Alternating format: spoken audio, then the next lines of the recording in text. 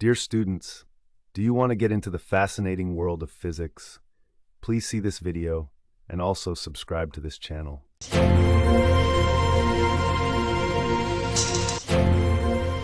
Dear students, in this video we are going to study about thin lenses. You know what is a lens? A lens is formed by a transparent material bounded between two spherical surfaces, or one plane and another spherical surface. In a thin lens, the distance between the surfaces is very small, and for two spherical surfaces there will be two centers of curvature C1 and C2, and correspondingly there will be two radii of curvature R1 and R2. And for a plane surface, the center of curvature C is at infinity and its radius of curvature R is also at infinity. The terminologies of spherical mirrors hold good very much for thin lenses except for a focal length. Now let us study about the primary and secondary focus. As a thin lens is formed by two surfaces, the lens will separate two different media. That is, the media to the left and right of the thin lens may be different. Hence we have two focal lengths. Primary focus f1 is defined as a point where a point source produces a parallel emergent rays to the principal axis after passing through a lens. That is as shown in this figure. For a converging lens, such an object is a real object, and for a diverging lens, it is a virtual object, as shown in this figure. The distance Pf1 is a primary focal length, that is from this point P to f1. Similarly here, from this point P to f, that is called as primary focal length. Now what is secondary focus? The secondary focus f2 is defined as a point where all the parallel rays traveling close to the principal axis converge to form an image on the principal axis after passing through the lens, as shown in this diagram. For a converging lens, such an image is a real image, and for a diverging lens, it is a virtual image. The distance Pf2 is the secondary focal length f2 here and also here. If the media on the two sides of a thin lens have same refractive index, then the two focal lengths are equal. We will mostly be using the secondary focus f2 in our further discussions. Now let us study about the sign conventions on focal length for a lens. The sign conventions for thin lenses differ only in the signs followed for focal length. These are the two things that we should remember.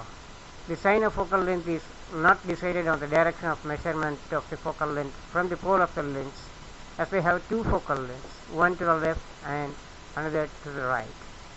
So they have two focal lengths. The focal length of thin lens is taken as positive, that is for converging lens it will be positive, and for negative, that is for a diverging lens, the focal length will be negative. These are the two things that we should remember. Then the other sign conventions for object distance, image distance, radius of curvature, object height and image height, except for the focal length as mentioned above, will remain the same for thin lenses as that of spherical mirrors. Next we will study about the lens maker's formula and lens equation. Let us consider a thin lens which is made up of a medium of refractive index N2 placed in a medium of refractive index N1. Let R1 and R2 be the radii of curvature of two spherical surfaces 1 and 2 respectively.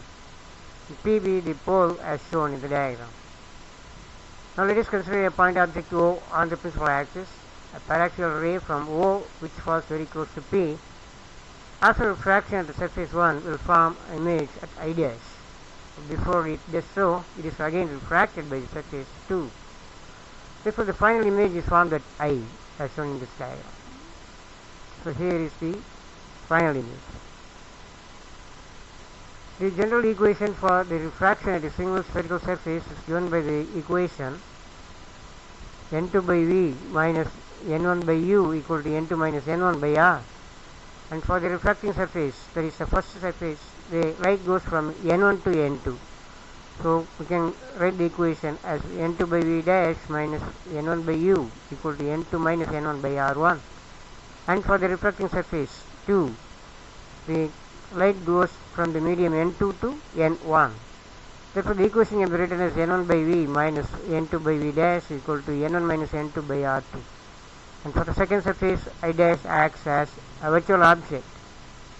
And adding the two above equations, we will have N1 by V minus N1 by U, that's equal to N2 minus N1 into 1 by R1 minus 1 by R2. And further simplifying and rearranging, we have this equation 1 by V minus 1 by U equal to N2 by N1 minus 1 into 1 by R1 minus 1 by R2. And if the object is at infinity, the image is formed at the focus of the lens. Thus for U infinity and V equal to F, the equation can be written as 1 by F equal to N2 by N1 minus 1 into 1 by R1 minus 1 by R2. So if the lens is kept in air, we can take N1 equal to 1 and N2 equal to N. So this equation can be written as 1 by F equal to N minus 1 into 1 by R1 minus 1 by R2. And this formula is called as the lensmaker's formula, because it tells the lensmaker that is what is the curvature that should be needed for a material of particular refractive index to make a lens of desired focal length. And this formula holds good for any type of lens. By comparing the equations 6460 and 6461, we can write 1 by F equal to 1 by V minus 1 by U. And this equation is called as a lens equation. This relates the object distance U, image distance V, and also the focal length F of the lens. This equation holds good for any type of lens. Have you ever wondered how manufacturers carve a solid block of glass to perfectly direct light? Take a simple magnifying glass. To make it work, the curvature of the glass has to be engineered with mathematical precision. But before we can calculate that exact shape, we have to define what focus actually means when we're dealing with a thin lens. Look at the left side of this diagram. If we place a point of light at a specific distance from a lens, the rays will pass through the glass and exit perfectly parallel. We call that starting point the primary focus, or f1. Now, looking at the right side of the diagram, let's reverse that process. When parallel rays enter the lens, the glass forces them to bend and converge until they meet at a single point. This exact meeting spot is the secondary focus, or f2. A magnifying glass is designed to gather light and bring it together to a sharp point. Because of this, we use that secondary focus as our official target focal length, represented by a lowercase f, for the rest of the design process. To figure out how to cut the glass to hit that specific target focal length, we use this equation, the lensmaker's formula. N represents the refractive index of the glass itself, while R1 and R2 stand for the radii of curvature for the two outer surfaces of the lens. The math here looks straightforward, but there is a common trap that ruins the calculation every time, assigning the wrong positive or negative signs to those two curves. To avoid that mistake, we place the center of the lens directly on a Cartesian plane at 0, 0. As light travels from left to right, it hits the first curved surface. If we trace that outward curve to its geometric center, we land on the right side of the y-axis. That means R1 is always a positive value. Then the light hits the second surface. If we trace that inward curve to its center, we end up on the left side of the y-axis, so R2 must be recorded as a negative value. The rule to remember for biconvex lensings is to always track the curve back to its geometric center. Traveling to the right gives you a positive number. Traveling to the left gives you a negative. Let's put this into practice to design our magnifying glass. We'll use a glass material with a refractive index of 1.5. Our first surface will have a radius of 20 centimeters, and our second surface a radius of 15 centimeters. Before doing any calculations, look at this list of inputs and apply our sign rules. Our index n is 1.5. Our first curve, R1, becomes a positive 20. Our second curve, R2, becomes a negative 15. Now we substitute these specific values into the lensmaker's formula. Notice the fractions on the right side of the screen. We are subtracting a negative fraction. Those two minus signs cancel each other out and become a plus. We now have a clean, simplified equation. Pause the video here. Find the common denominator for the fractions, Add them together, multiply by the 0.5, and remember to flip your final fraction to isolate f. Let's check the math. For 20 and 15, the common denominator is 60. That converts our terms to 3 over 60 plus 4 over 60, giving us a combined fraction of 7 over 60. Next, we multiply that 7 over 60 by the 0.5. This simplifies the right side of our equation down to 7 over 120. Because our equation currently equals 1 over f, we have to flip both sides to find our target focal length. 120 divided by 7 gives us our final answer, a focal length of positive 17.14 centimeters. That positive sign in our final answer is exactly what we want.